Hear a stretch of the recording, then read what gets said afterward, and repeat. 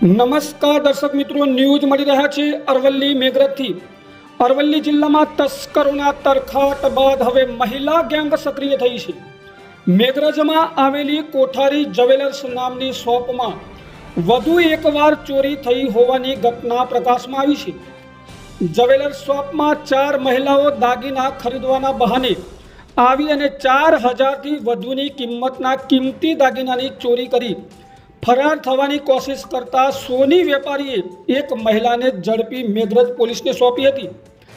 આ ઘટનામાં 3 મહિલા ફરાર થવામાં સફળ થઈ હતી અને 2 માસ અગાઉ પણ 1,65,000ની મતાની ચોરી થઈ હતી। આજે બનેલ ચોરીની સમગ્ર ઘટના સીસીટીવી કેમેરામાં કેદ થઈ છે। મેઘરજ પોલીસે ફરાર થયેલી 3 મહિલા આરોપીઓને ઝડપી લેવા માટે સમગ્ર તપાસ હાથ ધરી છે। અરવલ્લી જિલ્લાના તમામ સમાચારો માટે જોતા રહો પડકાર Aravalli news bureau office Modasa.